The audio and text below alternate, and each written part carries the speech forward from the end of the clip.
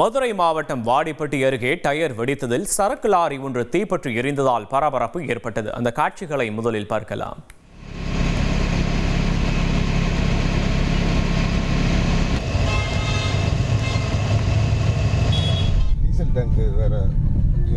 Diesel tank பக்கத்தில் போயிடுச்சு madam. இல்லை கண்டிப்பாக வெடிக்கும். டீசல் டேங்க் வெடிக்கும். அடுத்தது டீசல் டேங்க் பக்கத்தில் போயிடுச்சு மேடம். இல்லை கண்டிப்பாக வெடிக்கும்.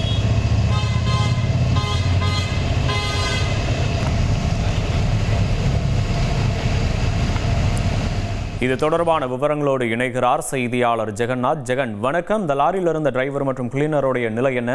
இந்த தீ விபத்தால் அந்த பகுதியில் போக்குவரத்து பாதிப்பு ஏதேனும் ஏற்பட்டதா? ஜெகன், தற்போதைய நிலவரங்களை பதிவு பண்ணலாம். வணக்கம். மதுரை மாவட்டம் வாடிப்பட்டி அருகே Madurai Dindigul private limited company ஆரம்பிக்கலாமா இல்ல பார்ட்னர்ஷிப்ல ஆரம்பிக்கலாமா? எது கன்ஃபியூஷன்? ஒரு எக்ஸ்பர்ட் கிட்ட பேசிடுவோம். எப்படி? பாஸ் வாலா பி தி பாஸ். 4 வழிச்சாலையில் இந்த நாகர்கோவிலில் இருந்து சேலத்திற்கு மண் பவுடர் ஏற்றிக்கொண்டு ஒரு சரக்கு லாரி ஒன்று சென்று கொண்டிருந்தது. இந்த லாரி குலசேகரன் கோட்டை பிரிவு என்னும் இடத்தில் வந்தபோது திடீரென இந்த லாரியுடைய டயர் வெடித்ததில் அந்த டயர் இருக்கும் பகுதிகள் முழுவதும் தீப்பற்றி தொடங்கியது.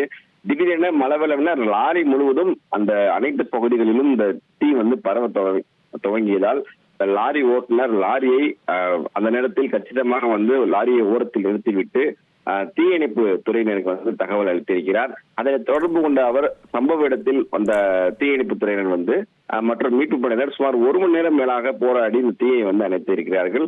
உடனடியாக தகவல் தரப்பட்ட நிலையில் தீயணைப்பு படை வீரர் சம்பவ இடத்தில் வந்ததால் லாரி பின்புறம் மட்டுமே எரிந்தது. சம்பவம் தொடர்பாக வாடிப்பட்டி போலீசார் விசாரணை மேற்கொண்டு வருகின்றனர். லாரியை அவர் கச்சிதமாக ஓரத்தில் நிறுத்தியதால் அந்த பெரும்பாலான அசம்பாவித சம்பவம் நடக்க விடாமல் தடுத்து நிறுத்தியிருக்கிறார் லாரி ஓட்டுநர். இந்த நிலையில் சிறிது நேரம் பார்த்திருந்தால் இந்த பகுதி 4 வழிச்சாலை என்பதால் வெளியூருக்கு செல்லக்கூடிய அனைத்து வாகனங்களும் இந்த பகுதிக்கு செல்லும் போது ஒரு வழியாக அனுப்பிவிடப்பட்டது. சிறிது நேரம் போக்குவரத்து பாதிப்பு ஏற்பட்டது என்பது குறிப்பிடத்தக்கது. விவரங்களுக்கு நன்றி ஜெகநாத்.